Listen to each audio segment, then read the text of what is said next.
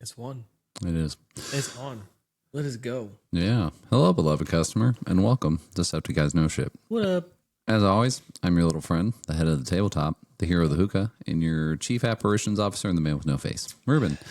To my left, I have our magnetic musician, the clinch to your meister, the strong harm of the law, the omega predator, and our frozen liberator, Ethan. What up? Well, my man, we have got an important, exciting, dramatic episode today. Yeah, I know nothing. So, but before we get into that, we probably should do a week update. Yeah. Busy week. Just a lot going on. I'm moving. I'm in the process of moving, slow moving. It's just a lot of packing. You're slow moving for your slow living lifestyle. Yeah. Yeah. Yeah, I'm trying to slow down a bit, It's Yeah. okay. You don't have to go fast all the time. Well, my sweet thing gets into that phase of she's like, I'm just doing my slow living.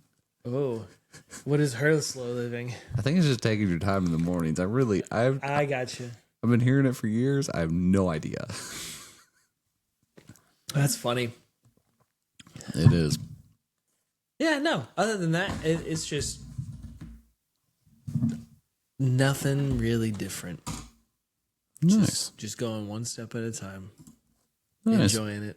Yeah. I'm excited for this. I know nothing. Other than the random bits that I've told you, me and Terry getting into a fight. Yes, small little bits, and then the small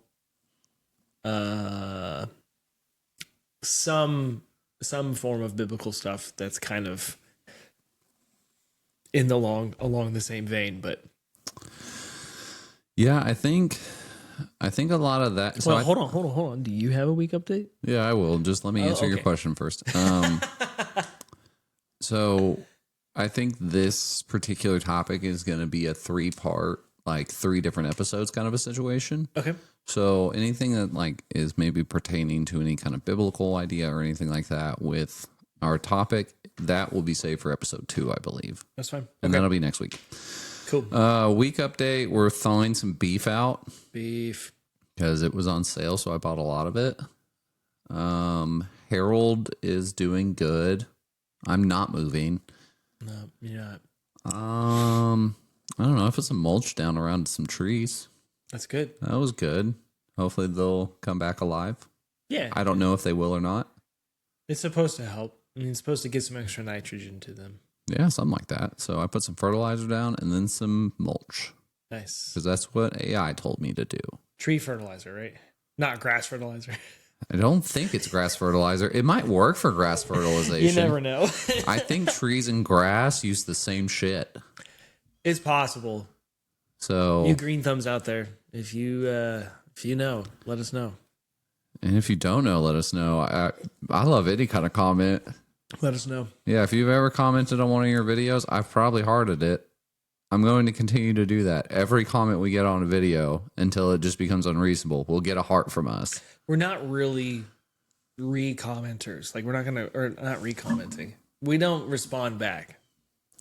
We could. We may at some point. I mean, if you say something outrageous enough, I could see us doing it, but it's really not worth my time to actually do that other than give you a little like. Yeah, I learned something new on one of the last comments I saw that apparently humans are basically fish. Oh, yeah, yeah. That we have fish skeleton. Yeah, because of the nested hierarchies that we needed to learn about. Yes.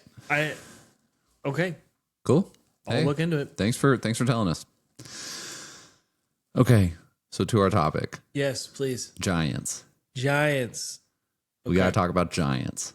Now, have you ever heard of the conspiracy theory that the Smithsonian knows giants are real and are hiding it from us? Other than the very originally, no, nothing. Okay, Nada. So nothing on that. So when I say the word giant, what do you think of? I go two ways. I go biblical, like David and Goliath. Goliath being a giant. Same vein, biblical Nephilim kind of thing being giant. And then I go movie that I thought for a really long time was a Disney movie, but it's not a Disney movie, called The Iron Giant. About Okay, a yeah. robot that came down. It's robots.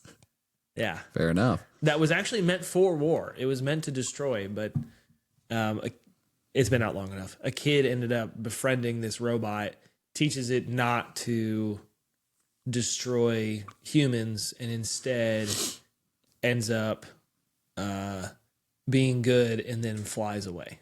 Yeah, because he's the Iron Giant. He eats cars, Yeah, dude. drinks oil. Yes. It's kind of Wants weird. wants to be cool. Yeah. Cool Now- movie. now I that love you've- it's a sad movie. Cool movie. Huh. I think I don't know. I feel You like the didn't like Iron. it? No, I did like the Iron Giant as a kid. I'm just now sitting here thinking about it as an adult, and I'm like, is this like capitalism? Okay. Is the Iron Giant capitalism? There's some other moral to Iron Giant. We'll get there someday. Huh. You gotta spend money. You gotta eat your cars to, You gotta eat your car. yeah, to, the war complex or whatever. Gotta buy cars. It eats them up. Yeah. Oil. Yeah. I don't oil, know. Oil is the driver of all. I don't know. Anyways.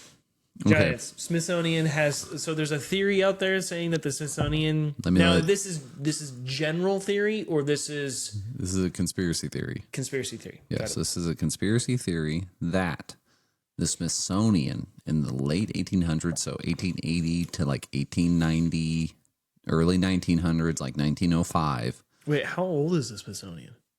Oh, super old. we talking 1700s? No, I don't think it's quite that old because we aren't founded until 1776. And then you have the War of 1812. When was the I forgot. Smithsonian I'm not history guy. founded? 1846, so pre-Civil War. So who was Polk? James K. Polk. Yes. Wow. So Polk is what? 30th? 20th? Something like that? I have no idea. 1776. 1846. I'm just thinking about my presidents because Number last time we talked about Devil's Tower and it being was what's his name? Theodore was president. he was number 11. Whoa. What in the heck? I mean, we're only to 47 now. I'm just really bad at history and time. Because I'm thinking of what's his name? Lincoln. And he was 17. The number president was Lincoln. Lincoln, Abraham Lincoln. 16. That's crazy. What? Wow. I guess I better learn my presidents. Who's the 17th president? Andrew Johnson. Yep. Do you want to find out who the 15th was? No, I'm good. Okay. Who was the 48th president? We haven't had one yet. What? What? He's 39. Apparently, He was- Jimmy Carter's coming back to be the president after our current president. That was weird. That sounds like somebody was like, there's no way that that's actually the president. What? What is that? No, I think. No, hold on. So 44B and then 45 with Lyndon Johnson. I'm thinking this is terms. Because then you have Nixon and then 47B with Gerald Ford because Nixon resigns. 1947? No, this is term numbers. Oh, So Jimmy Carter served term. the 48th term as the president. As the 39th president. He was the 39th president serving the 48th term. But why would that? That doesn't answer that question. That's What weird. question? Who was the 48th president? Because you said we're on 41, right? We're on 47. 47. Yes. So Because President Trump is president 45/47. got it. Okay. Anyway. Anyways, the Smithsonian was basically how this worked was in the late how the theory goes is that in the late 1800s, Okay. the Smithsonian started digging up Native American burial mounds. Burial mounds. Yes, we'll get into those. Those are grave sites, right? Yes. Okay. Yes, but they're a little bit different than what you're thinking of. Correct. And so during those excavations, they found giants. Now, I discovered something while talking to other people about this, about giants and what they consider a giant. Giant I'm going to assume that the consensus is that a giant is over 10 foot tall. Well, that is a fair consensus. I think most everyone else would agree with you. Okay. My frame of reference was like 8 or above. Interesting. Maybe even like if you're really like 7 plus, like you're getting borderline giant territory there. Okay. And why on the lower end? That's just where my brain put it. Got it. Because I feel like if I saw Shaq, I'd be like, that guy's a giant. Yep. Yep. That's understandable. I get that. But anyways, so people online though, because you can go to this website called Chronicling America. Okay. And what it is, it's an extension of the Library of Congress. Cool. And you can look up old newspapers and stuff on it. All right. You can put in a keyword and it'll bring up all the newspapers, books that are part of the Library of Congress. And then you can actually go and look at them online. Sure. Well, people started noticing there's like tens of thousands of articles from that time period of the newspapers writing about giants, them finding these giant bones. Okay. And then people started sending requests to the Smithsonian and saying, yo, we want to see the bones. And the Smithsonian was like, we don't have any bones. Leave us alone. Giants aren't real. But newspapers are reporting about it. But the newspapers are reporting about it. Okay. And so that is what birthed the conspiracy theory that the Smithsonian has the evidence of giants.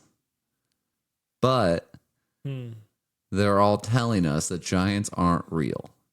And they're okay. I mean, this is the question that has already been asked to you by Terry, which is, what do they gain from hiding them? Well, that's a great question. I'm not really sure if that is answered. Sure. Ever in this particular pursuit. I can answer a different question for you that'll be similar to that as we get to it. Okay. But for the overall conspiracy theory, here we can just Google it. We'll see what Gemini gets us. Why would the Smithsonian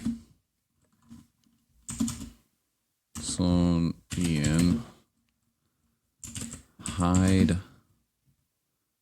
Why did the Smithsonian remove Trump's impeachment? Why would the Smithsonian hide giants from the public?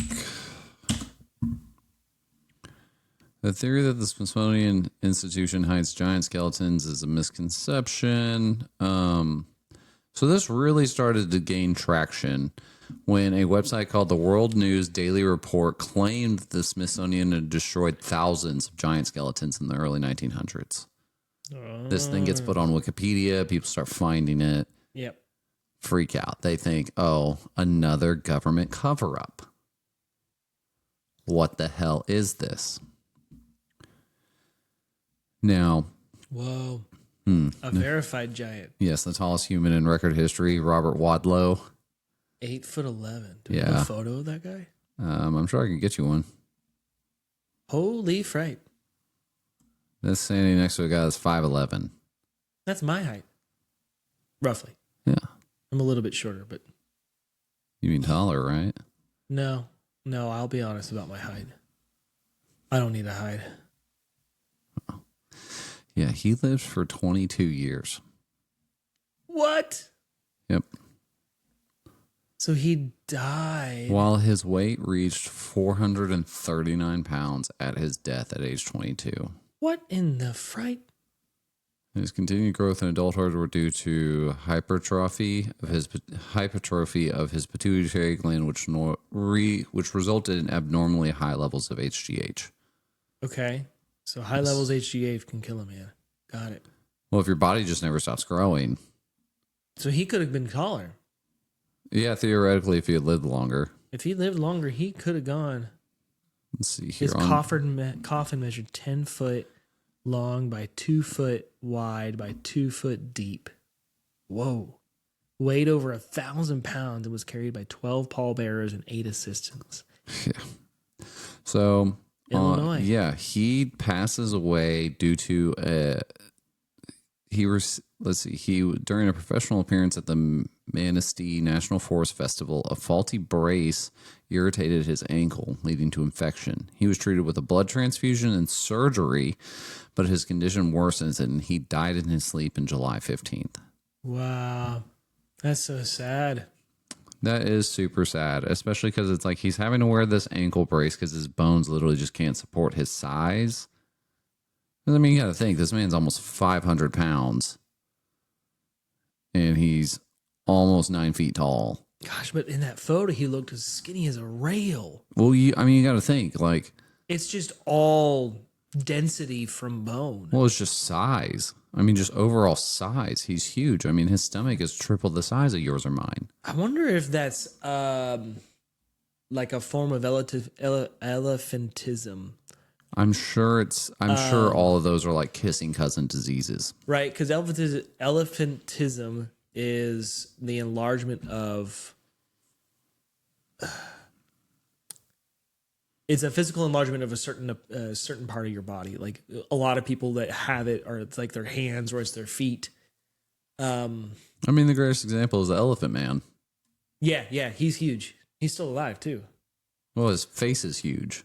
Oh, there's another guy. I saw a YouTube short of a guy with he had elephant syndrome, and his hands are massive, and he's like considered the strongest man because it's from his hands up to like his shoulders. All of his arms and hands are just massive. He has like, I think he can squeeze like 800 kilograms or something like that. Yeah, it's something stupid like that. It's crazy. So if I were to ask you, Ethan, what did the Native Americans, what were they like before Columbus and all of that? What would you say? Well, okay. Pre-Columbus, what are the natives doing? What do they look like? How big are they? I don't know. Okay. Of what the culture has told me. Okay, yeah, that's what I'm asking for. Savages. And that's the wrong. That's not true. You know that part's true. How big were they? Do you think as a people? Like how big, like as a people, did they get? I have always understood. I'm thinking a tall cowboy, like tall cowboy. So like 5'9", 6 foot, really? 5'9" okay, to 6 foot. Interesting. Because either that or opposite end of the spectrum, you're looking at average height, maybe a little shorter, 5'7", 5'6" on the low side. Okay, yeah. So I always thought of them as short savages. Yeah. Well, here's where things get interesting. Okay. As this conspiracy is picking up steam, people started going to the Library of Congress, and then they find some reports from the Smithsonian. Okay. One of them being, so basically they had these yearly reports back then that showed what they found. Yeah. Well, I mean, so how these reports worked is that basically Congress would give them money and they'd go out and dig shit up. Then they'd come back, write a report on it, present it to Congress, and Congress would go, okay, good work. You did good this time. Here's some more money. Go do more stuff. Why would they have to present it to Congress? Because the Smithsonian is part of the federal government. What? Yeah. Why is it part of the federal government? Is it because it's a national history museum rather than like a local? Because what's it called? The Perot isn't a part of the government. I tried to look up a lot of this so I could just like give it to you whenever we would get to these spots. And I'm going to have to do better at that. I'm going to have to start thinking about more of your questions. So I asked some crazy ones. Well, I just didn't even think about like Smithsonian funding. So the Smithsonian Institute receives roughly 62% of its budget from federal appropriations for operation salaries and faculties. While Congress holds the purse strings, the institution is clearly facing pressure regarding this funding, with the White House threatening. Okay, anyways. So there's some problems. Basically, how this works is that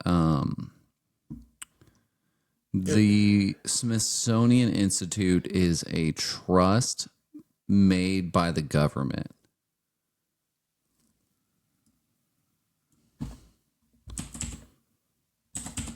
Status as a trust. So I think the Smithsonian Institute is a trust instrumentally of the United States, established by Congress in 1846 to manage the bequest of James Smithson. It operates as a unique public-private partnership, not necessarily a government agency, combining federal oversight with private, charitable, and public funding.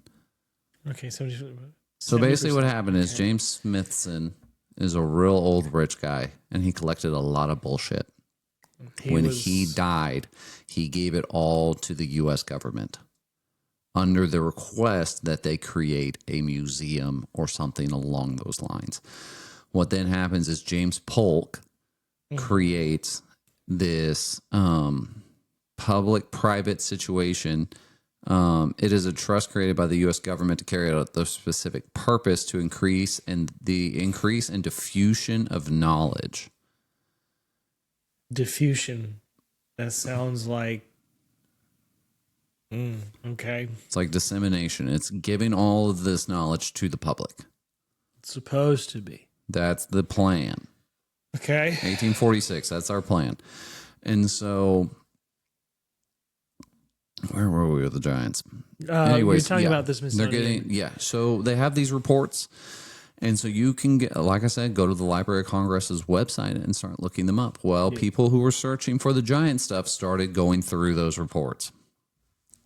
And lo and behold, guess what they start finding in some of the old reports? Native American giants. Native American, what I would consider a giant, you maybe not. Well, I mean, that was as a general consensus, I thought the giant was considered 10 foot or taller. Fair enough. No, that's super fair. I think most people feel that way. Yeah, because that's how it seems. Because, I mean, sure, Shaq and some of the other celebrities that are recently come out as really tall, or some guys, I say, that have come out. I'm talking about YouTube celebrities. They haven't come out as tall. They are tall. They just have a platform now that they can stand on. And share their problems. Like the guy trying to find a car because he's 8 foot. I just love the idea of a celebrity coming out, having to address the public and be like, I'm tall. I'm real tall. Sucks. It's not that I'm a big deal. I'm just real tall. Oh, goodness. So, anyway, let's start with the burial mounds and what those are. Native American burial mounds. What the hell is this? So what the burial mounds are is they are not exactly mass graves, but mass graves. Lots of people will get buried in them. So do other things, is what I'm gathering. No. Okay, just people. Mostly just people. Specific people or all specific people depending on the mound. Oh. So you know how with the Egyptians they would bury them with stuff? Yeah. Their belongings, yeah. Yes, depending on how prominent these people were, they were also getting buried with stuff. Okay. So some of them were buried in like armor. Some of them, there's a lot of them that there'd be a pipe next to a skeleton or something like that. Mm. So now I didn't realize this about the burial mounds until I started looking into it. When I heard that, I thought that they were maybe like 10 foot by like 3 foot. No, like we're talking some of them are up to 60, 70 feet in diameter. That's huge. And like 8 feet tall. That's huge. Yeah. Yeah. Okay. So we're talking like some of these burial mounds are like 4,000 cubic feet of dirt. That's a lot. Yeah, it's nuts. And so starting in the 1880s into the 1900s, we start digging up these burial mounds. Okay. And we did that because we needed to do it, or we just chose to do it? Well, we knew they were there. And we were like, the fuck is this? Let's figure this out. Now, back in the 1800s, there was a conspiracy theory that they were dealing with. Specifically, the Smithsonian was. That people believed that the natives that we knew of, that they were not the people who created the burial mounds. That there was actually a lost white race that created the burial mounds. Okay. So basically, what that theory amounts to is that there was a group of white people that lived in America. Yeah. And they lost to the Native Americans, but they were actually the ones doing the burial mounds. Lost to the Native Americans. Lost as a race. Yes, they went extinct. They're gone now. That people group is gone. But they were doing the burial. But they were the ones doing the burial mounds. So the Smithsonian wanted to put that to bed. They didn't want that to be around anymore. Because they're like, this is weird. Okay. But also at the same time, they wanted to dig up the burial mounds and try to establish that the Native Americans, that the tribes and stuff that existed back then, that they were just savages. Because they didn't view them as sophisticated enough as a people to create these mounds. Is this a propaganda bit? They didn't view them as sophisticated enough to create these mounds. Oh, shoot. So, enter into the chat the 12th annual Anthology report. That's the year report that they do, right? This is one of the year reports that they do. And so this report was written in 1894. Now, weirdly enough, the Smithsonian's website, it's about the years 1894, I believe. Let me look at the notes real quick. Yep, 1894. But the website on the Smithsonian's website claims that it was published in 1880. So I don't know how to deal with that. Because I literally was looking at the photocopies of the book and it said 1894 in it. So I don't know. I don't know how that works. Website. Hey, Smithsonian, check your website. Grover Cleveland was president.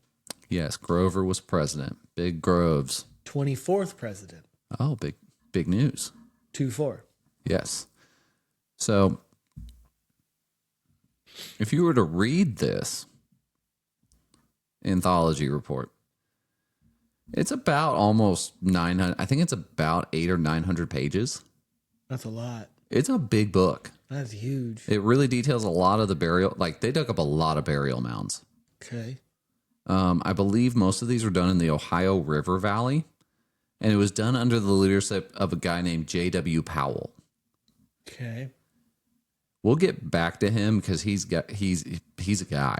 He's got something else going on. He's a guy. Anyways, on page 113 of this report, okay, you'll find a reference to a skeleton that would have, if alive, stood 7 to 8 feet tall. Then on page 117, you have a skeleton of more than 7 feet tall. Page 335, a squatter. So they found this guy in a weird position that would have also stood more than 7 feet tall. And then finally a skeleton on page 362 that would have been if alive, 7.5 feet tall. So people start finding that in the report and they go, here it effing is. Yeah, that's huge. Well, it's big for the time period, right? Because if you're like me and you think savages short, how are there Native Americans that are 8 feet tall? Like, what's going on here? Yeah. And also, what the hell is a burial mound? Yeah, that's definitely, because I'm imagining outside of what you told me, like, it's just this, it's not fenced off.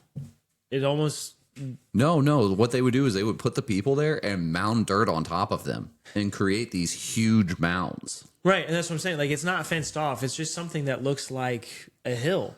Well, sort of, but then if you got an aerial view of them, some of them look like birds. Oh, so they're putting shapes into it. Yeah, they were making them into shapes. Now, there's actually a really important place in the U.S. called Moundville. Okay. And Moundville has got the most burial mounds of any other place as far as I'm aware. And it's a city in Ohio. Really? Yeah. I'm sorry. I'm looking at some of these burial mounds. Burial mounds. Interesting. Some of the ones I read about in the report, I didn't read the whole report. I did keyword search it for some stuff, though. And, I mean, some of those mounds are 100 feet in diameter. Yeah. I mean, they are humongous. And so they also found like copper working like tools and like finely made copper like items and things like that in these mounds while they're digging them up. Now, here's one of the tricky things about this. With the bones that they found, a lot of the bones were so decayed that apparently they would pull them up and they would just break apart, disappear forever. Turn to dust. And so that's a long time for a bone to be that old and crumble like that. That's real old. It's big. Yeah, it's really old. Well, also a lot of it was in like these thick clay soils and stuff like that. And so, I mean, they're deteriorating pretty quickly. Yeah, that moisture's gone. Yeah. And so there is also a report from 1873. There was a report for the annual report of the Board of Regents for the Smithsonian. In its general appendix, under the heading Anthology, there's a location in Anna, Illinois, where they found a skull in one of these mounds with a circumference of 36 inches. So around the skull, 36 inches. That's massive. The average for an adult human today is 21 to 23 inches. Okay. So a little less than double. Yeah. And so we have this really unique situation where the Smithsonian, but if you were to ask the Smithsonian today about this stuff, it's not real. Considered fake. It's fake. Giants aren't real. Okay. No, the natives were savages. Yeah, it's a propaganda bit. It's got to be propaganda bit. Well, enter a man with a very Slavic name that I can't say. I'll look him up so then maybe you can try to say it. Maybe I can try.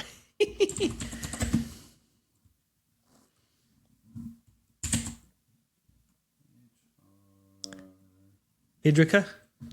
Yes, this guy. Ale Hidrika. Hidrika? I mean, maybe Google can tell us. So he ends up becoming one of basically the directors of the Smithsonian in 1903. And you know what?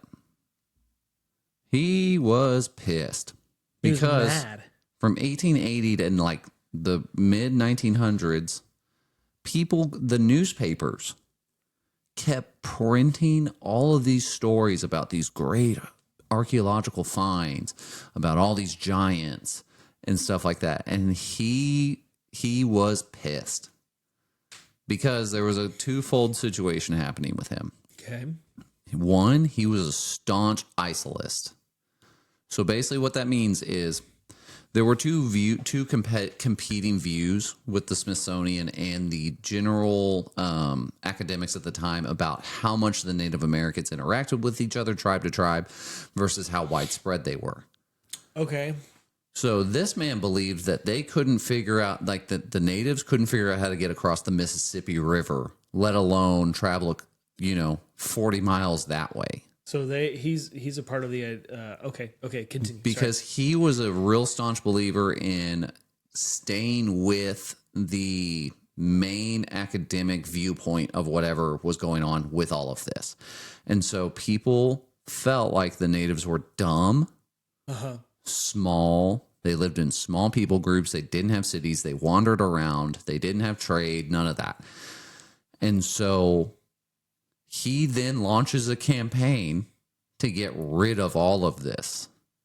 So okay. Post like 1903, you're not going to find any references to any large skeletons or anything like that in any of these works, because what he put into place after that was if they found anything like that as they were digging up a burial mound, they called it a medical anomaly and got rid of it. Wow. So he didn't want to change. He didn't want to go against the grain and try and change things. He just wanted it to be mum's the word. This is the scientific standpoint that we've lived by, that we've gone by. We're keeping it that way. There's no point in changing. There's no point in having new information. No, and if the new information counteracts or goes against what we have held to, we're going to throw it out and dismiss it and destroy that evidence. That's wild. Yes. We're going to discredit anyone who tries to bring it up. We're going to try and attack the people who are trying to put it out. And then, if need be, we'll also suppress the information. Okay. But here's one of the things. I can't really blame him at some level for this, because I went and read probably about 15, 20 of these news articles from different places in the country. Yeah. You were on Facebook at one point during, back in the day. Did you ever run across people posting theories on Facebook? Always. That's basically what these news articles were. Yeah. Facebook was, I guess, early Facebook was news time with everybody. Figure out what you... Let's see what we can find out. Dude, look, I was reading some of it, and it was constantly being like, the bones are being shipped to the Smithsonian. And then you're like, I don't think there were any bones there. Like, what are you talking about? Beep, beep, beep. College students are flocking from all over the country to come check out our granite reservoir where they found giant bones. And you're like, no? Excuse me? So it really, I can't blame him at some level, because I was reading some of these news articles and I wasn't getting flustered, but I was like, damn, this is like that weird uncle in Thanksgiving who was like, did you hear about this? Hey, you know the Earth's flat? And you're like, what? And he's like, yeah, birds ain't real. That's literally what these news articles are.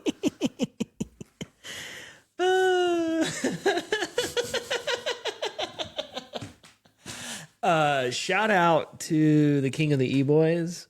Yesterday sure. I saw him for a little bit, and he goes, hey, what profession is the only profession that uses a flat map?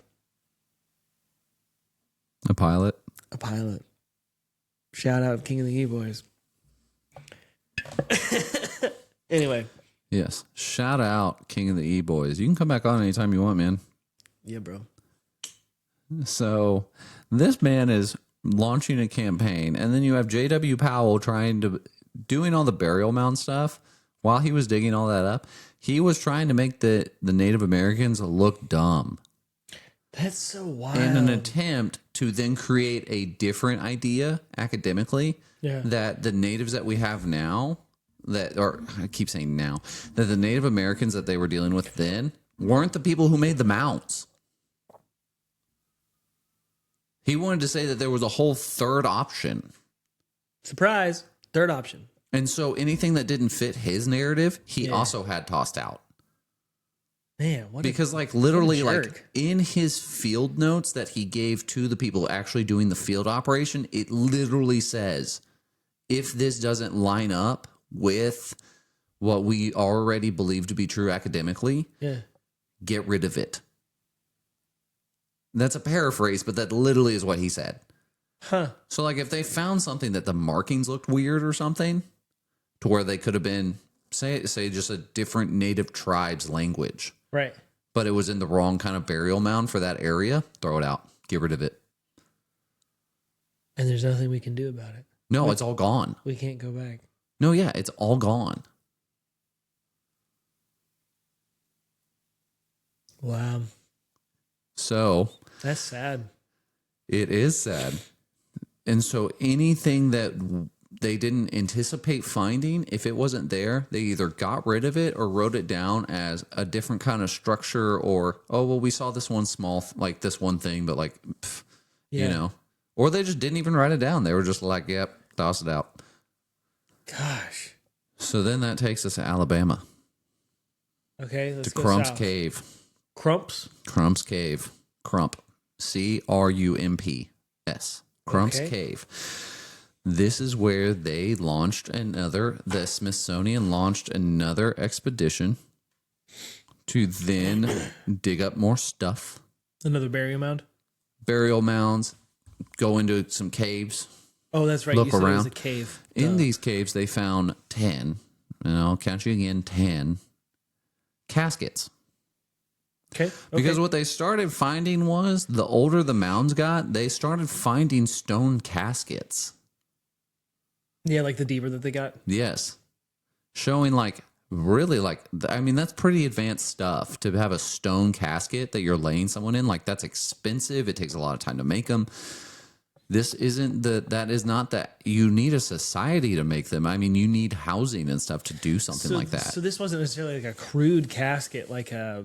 No, I mean, it's a stone casket. Like, it's full not... on... It may not be super ornamental by what our standards of what ornamental would be. Yeah. But, I mean, for the time period, I mean, like, it's a straight up stone casket. These people supposedly aren't even living in homes. They've got nowhere to make this. I get what's going on. They shouldn't have the tools to make this. I see. Well, they find these caskets. These ones were made out of wood, and they were made out of trees. Not planks of trees, one tree a casket. So they cut down a tree, carve it out, put a body in it, call it good. Yeah. Holy. These caskets were 8 feet long by like 3.5 feet wide. And the body filled up inside of it. Well, we don't know if there were bodies in it or not. Or the bones or whatever. We don't know if there were bones in it or not. The Smithsonian's never told us. Oh, that's right. They probably got rid of it. So, Holy frick. no. So they bring them back and then claimed that they put them on display at one point. Now, there's no photos of that. The Smithsonian's never produced any photos of that, but they apparently have them in one of their warehouses. In 1952, a reporter got a hold of that and found out about the Crump's Cave and all that, and he said he sent him he requested to see them, and the Smithsonian went, no, you can't see them, and they was like, no, you're a public institution. Here's a request. And they went, actually, they're where we have them in. Oh no, I'm sorry. So they were like, yeah, weird. We can't find them in our storage. Maybe come back later and we'll maybe see if we can find them. Well, fast forward like 30 years. Okay. And it's like 1980, 1990. A different reporter goes up and submits a FOIA request and says, I want to see the caskets. I want to look at these things. And they went, well, they're in a warehouse, but the warehouse is polluted with asbestos.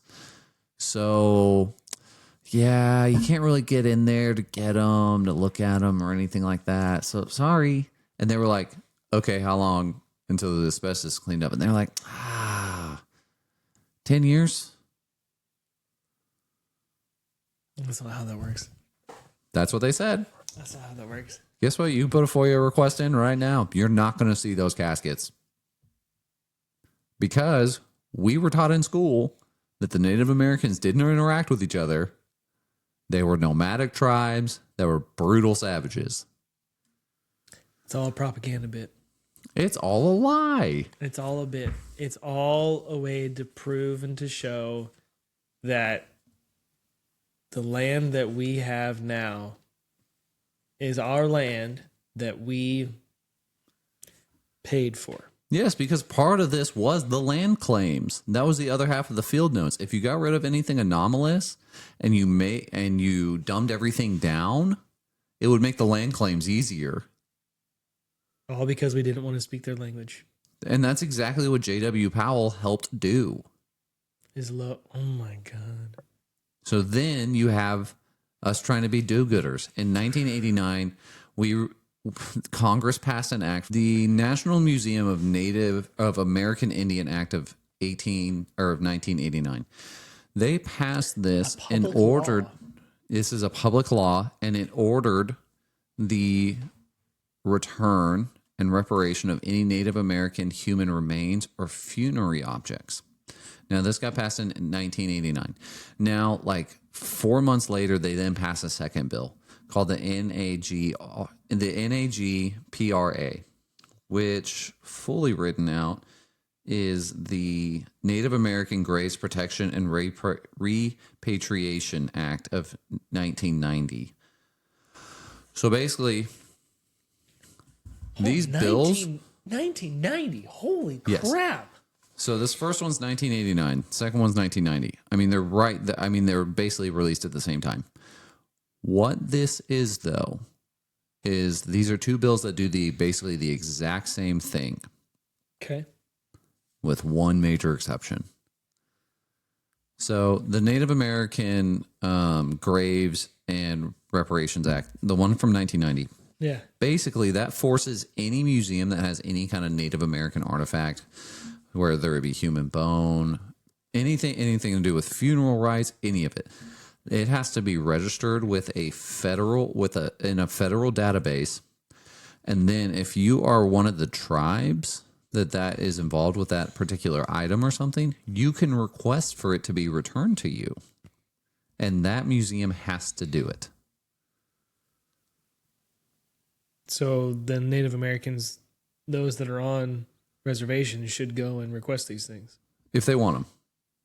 If you don't mind them being displayed, leave them, right? These are all Yeah, but they're not being displayed. No, this is with just regular museums. Got it. Cool. Misunderstood. Continue. This is with regular museums. It has to be responded, and you can look up the registries. You can make requests through the federal government. It's all open. Everyone can see it. Now, you might be asking yourself, does that include the Smithsonian? Well, Ethan, it doesn't. Guess what the Smithsonian falls under? The one that I just showed you online. The National Museum of American Indians Act of 1989. It excludes the Smithsonian, doesn't it? No, this is the one that actually involves the Smithsonian. The other one that I just told you about doesn't. They're excluded from that one. So basically, the key takeaway from this is any requests that are sent to the Smithsonian are handled internally by the Smithsonian. The other one is handled by the federal government. Anyone can go look at it. But if it deals with the Smithsonian handles it. You can't look at it. It's all private. So if you don't even know they have your bones, you can't request them back. There's no registry for you to look at. And even if you did know that they had your bones, you can request them back, but the Smithsonian handles all of that in-house. So if they don't want to give them back, they're not going to. Even though by law they are required to, they may not. Is that why on driver's licenses? This is a weird diagonal. You know how I remember whenever I was first getting my driver's license and I had to fill out the form for it. It was like, do you want to be an organ donor? Organ donor? Do you want to donate? And then it also had a line, do you want to donate your body to science? Did you? I don't remember what I chose. You can always change that. You can. But the point that I'm asking about is making me wonder whether or not... Okay, let's just say you chose to donate your body to science. Yep. You died. Your body goes where? Probably to the morgue. If it's donated to science, your body doesn't go to the morgue first. Does it go to science first? It goes to science first. Okay. Your organs, if you were an organ donor, your organs get harvested. And if they're usable, Yeah, if they're usable. use them. The rest of your body, what if it goes to the Smithsonian? I don't know what they would do with it. This is where it might get crazy. If the Smithsonian is in the works of finding giants. Okay. Okay. We want to keep and see, all right, who's a modern day giant? Who's a modern day giant right now? Shaq. His body is going to get taken. Dude, you think they want Shaq's bones? Why would they not? Why would they not? They have been hiding all these other bones. Why would they not take Shaq's bones? Yeah, they might. Hey, Shaq, if you're out there, buddy, watch out for your bones. I mean, it's so stupid, but like, what if this whole time, because the Smithsonian is considered a government entity, it's something that is 70%, 62%, whatever, funded by the government. Yeah, it's a federal trust. Why would they not want to keep those things under wraps? They'll deal with it during the time frame that people are alive, because you can't do anything during while they're alive. But once they're dead, you have no rights. Take their bones. And if you've already signed something on your license that is a binding contract that's tied to your social security number, your it's your birth certificate, the whole thing. It's tied to who you are. And if you said, I'm going to donate my body to science after I die, your body, I'm assuming, they're taking your bones. Yeah. And they're going to hide those bones. They're going to keep them. You know, so from what I've always understood about donating your body to science, a lot of times those people end up becoming cadavers for then med students to do autopsies or whatever on. Right. But who knows? Maybe they're putting fake bones in the cadavers. Why wouldn't they? That's a lot of work. We can 3D print anything now. Yeah, but I mean, were they doing that 30 years ago? I guess would be my question to you. Maybe. Man, they might have a lot of bones. What if they've been using old bones and just put the older bones and putting them in? Dude. They just got a rotation of bones? And keeping the bones that were like, oh, this is a DNA marker for a giant. We need to keep this out of the pool. Yep. So, yeah. You know, I thought, so this was a really odd topic for me as I got into it, because I was fully anticipating coming in and going like, oh, maybe there is some truth to this whole like giants thing. I did not anticipate finding a situation where you have 5 men basically changing what we know about history due to their own racial bias. Yeah. That like you can trace exactly when they did it. Yeah. Yeah. From their own writings. It's crazy that style of propaganda was pushed. Yeah, no, because it legitimately, like, what it actually comes down to is there's a tribe called the Adena people. The Adena. They were genetically predisposed to be super tall. Okay. So when their burial mounds were dug up, most of them were 6'6" and above. Wow. And so a lot of the times, the taller the skeleton, the more ornate the burial was for them. So you have a legitimate situation here where maybe the higher classed people of these people groups were just the really tall ones. Big face, big haunch. Big face, big haunch, big cash. Cask. Big cash. Big cask, big cash it. I can't say that word now because I said cash, but I'm trying to say casket. And That's so, awesome. Oh my gosh.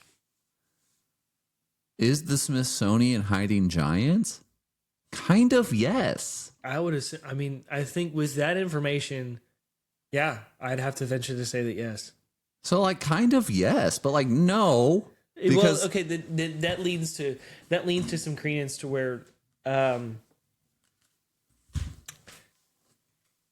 they're probably hiding more than we think. Oh, yeah. Yeah, for sure. For sure. There is a likelihood that they are hiding certain things. Some of the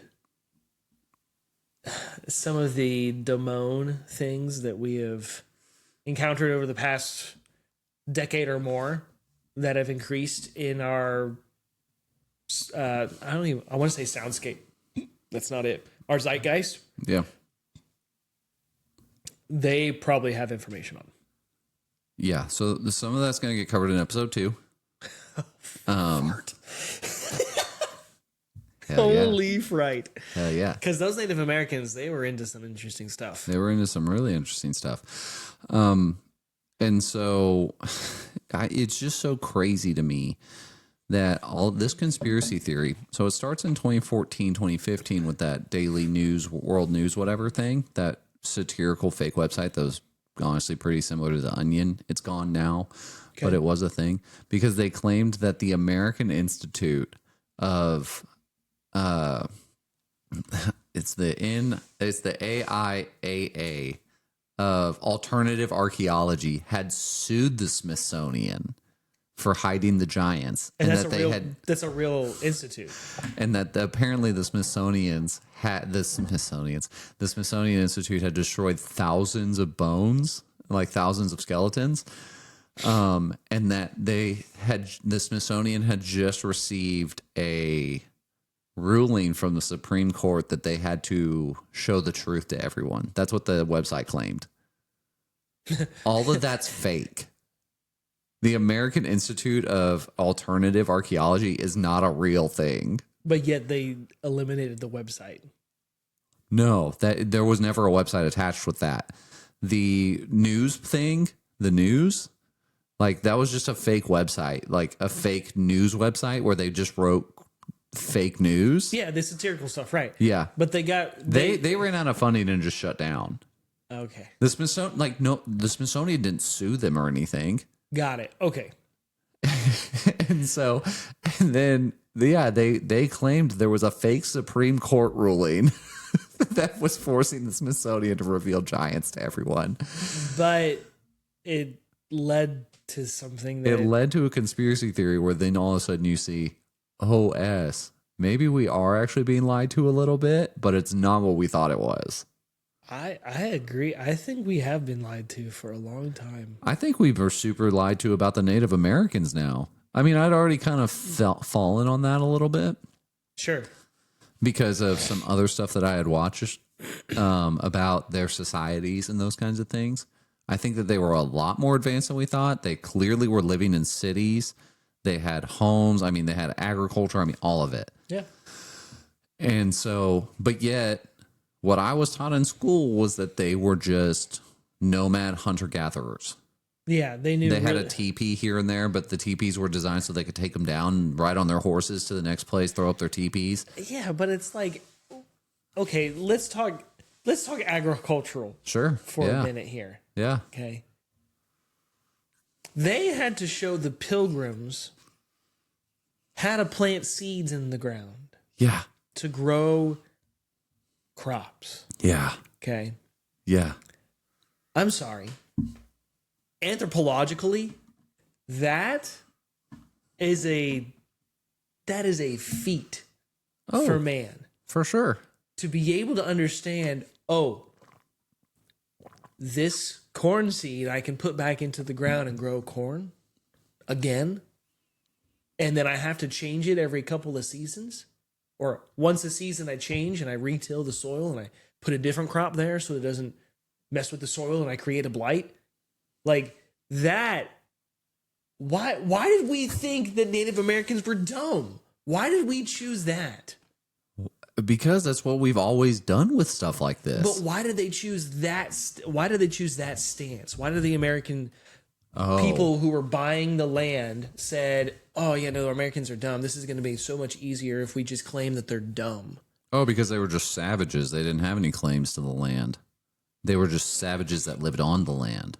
So maybe this even goes further back before that, like whenever 1492 Columbus, when he sailed and got to America, the West Indies in his mind. Like, what if enough of that was so real and so okay, let me go biblical. Whole Caleb situation. Okay. Caleb.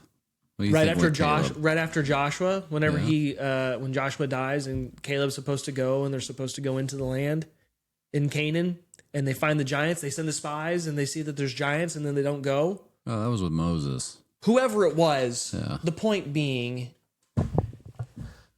that they're going and they choose not to. Oh, and you're they thinking assimilate they- into the culture. Maybe that Columbus was doing the same thing and did the opposite and said, the only way that I am going to get people to come here is by claiming that they're savages and that we can destroy them. Yeah. If we can destroy them, we can conquer them. If we can conquer them, then it's our land and we can take over. That's kind of exactly what happened. Holy fright. Yeah, that's kind of exactly what happened because, like, that's wild. That's one of the. Now, look, I can't bring you receipts like I did today with this. What I'm about to say. Okay. But from what I understand, there were other people other than Columbus, like kind of pre-post Columbus, that showed up in some of the same areas that they did, and what they wrote back to the people in Europe was like, I mean, I've never seen a city as great as this. I've never like This makes me think Tartar rivals now. like this rivals any other nation's great capitals. Yeah. But then yet Columbus brings back the report of, oh, it's just a bunch of dumb people living in the dirt. Yeah. It makes me wonder how far Tartar went back. Well, Tartar's a whole other like issue here because with the Native Americans, I mean, it's like, in reality, it's like the tribes are interacting with the Mayans and the Aztecs, and they're probably interacting with each other all over the entire western portion of the United States. Why wouldn't they? In the South. I mean, like, well, that from what it seemed like, what's kind of coming forward, like that kind of seems to be what was going on. Wow. But yet still modern archaeology disagrees with that idea. Even today? Yes, even today. It is bending a little bit more towards what I just said. Sure.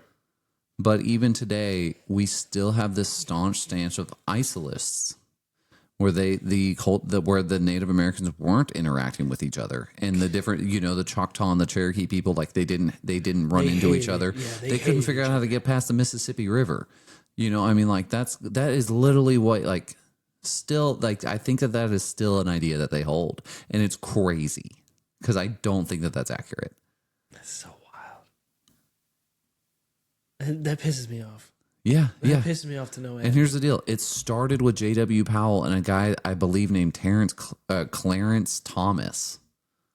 Because we purchased the land in 1904? The Louisiana Purchase, is that what you're thinking of? Yeah, or is that 18? No, 1830 or something like that. So Powell was before that, and then the guy before that was... No, so these guys are post Louisiana Purchase. They're post. And the only way to manifest destiny was to... 1803 was the Louisiana Purchase. The guys that we are talking about are like 1880. Right. Like almost 100 years later.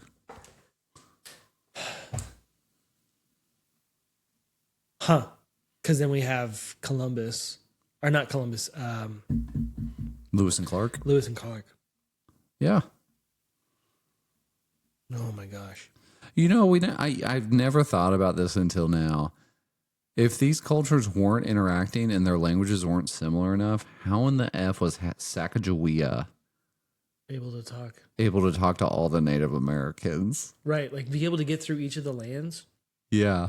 Like that's probably the only solid statement about what happened for America to understand, to be able to get from one part of America to the other was that trip. Yeah. Now, the information and also, that was how would given, she have been able to guide them? That's what I'm saying. Unless they were, fuck. We've been baited, dude. I mean, like, this is. It's that Toxoplasma Gandhi going on. America has Gandhi in it. America has Gandhi in it. Explain that one. Okay, remember how I was talking about Toxoplasma Gandhi the other day? Yes, but I can't remember what that was. Okay, Toxoplasma Gandhi is the, you know what? I'm just going to read it because I don't want to butcher it.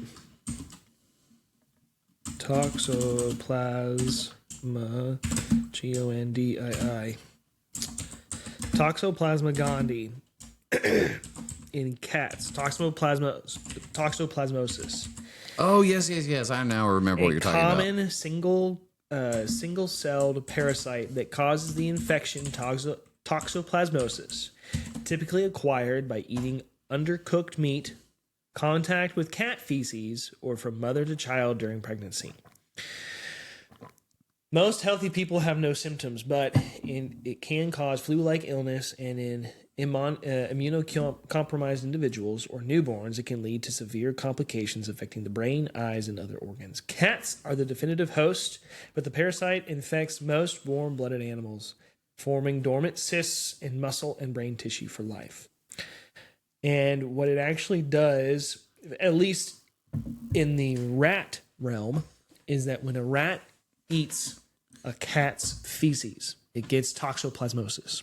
A cyst is formed in its brain, and it changes its brain chemistry to where it can only... Where it tries to go get eaten by a rat? Or by a cat? By a cat. It no longer has fear. There's a primordial fear within a rat that says, run away from the cat. And that fear completely changes. Yeah, it becomes an attraction to cats. And it becomes attracted to it. And in the same sense, there's a possibility that over time... the Half-Life, that's such a good beer. So good. Such a good beer. R.I.P. The American consensus, the things that we have understood over time have become toxoplasmosis for us, in that we have been fed this every once in a while, these lies about certain things, like the lies about Native Americans and how they're just dumb savages living in the dirt in teepees and able to run and able to wrap up their tents real quick and go to the next town and get their stuff. But yet in reality, there's something else that was going on with them. They were way more civilized. They were way more intelligent than what the American consensus had been given. And I think it's just that idea that to further the idea, it's that the idea of being poisoned or being conditioned to follow after whatever everybody else says. The government said it. It's got to be true, right? Yeah, I mean, it really did. As I was reading all this and was like looking into it, I was like, oh, this is just another one of these like lies that we've been fed. Mm-hmm. And then if you start pushing back against that idea, everyone just calls you a conspiracy theorist and a Looney Tune. Right. And in reality, it's like, no, I mean, like the documents are here. Yep. Like these clearly show what was going on. I can't tell you how many things I read about descriptions of these big stone, like giant stones that they found in the burial mounds that were placed there, like intricate copper wires. Well, I think one of the skeletons was buried with literal copper armor on. Okay, that's wild. Like literal copper armor. Yeah. And as far as I was aware, Native Americans wore loincloths. And I'm over here like, oh my God. Yeah. Forget the giants. Yeah, we got Pocahontas over here, and it's like... They're savages. You know, that song is just ringing in my head from that movie. Oh, I know. And so the thing about it is, I was just like, oh my goodness. Like, this isn't about the really tall people that live there, which is also crazy. It's like, oh, this is part of a much bigger situation. Then I was like, wait, why is the giant narrative catching so much traction here? Oh. Because of the Native Americans. No, because if you push the giant narrative, then no one actually goes in and looks at this. That you don't see the advanced civilization behind it all. Right, because giant at that time is an outlandish idea. Well, I'm talking today. Oh, okay. When I pitched this idea originally, you saw it whenever I was talking to Terry. Yep. I mention it, and he just scoffs me off, tosses me away. He thought the giant idea was outlandish because it sounds like unbiblical proportions. Yes. But if I can cover the truth with a conspiracy theory, then I even mar up and hide the truth better. Because then if I have people screaming from the top of their lungs that there were Native American giants, then the average person isn't going to go look at that. No. You're never going to see the advanced civilization that we actually hid underneath it. Right. Underneath that idea. Yep. And then the people who are screaming from the top of their lungs, they're giants. They get so frustrated because no one will listen to them about the 8-foot tall people that they then also don't see the ancient advanced civilization hiding underneath that.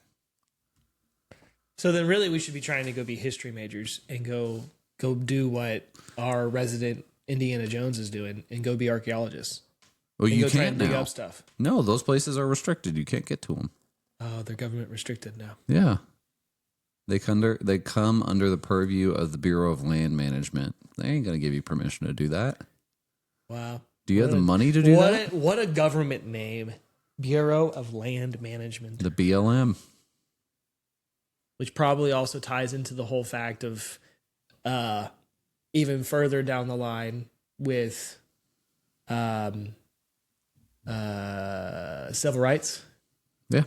And with how the selling of your own property works. Yeah. To modern day, how you can't represent both sides of a sale, being the receiver and the giver of property. Oh, yeah. Well, because then how does the government know that they got their right portion of all that sale? You can just write whatever you want. Because of the BLM. Yeah, the Bureau of Land Management.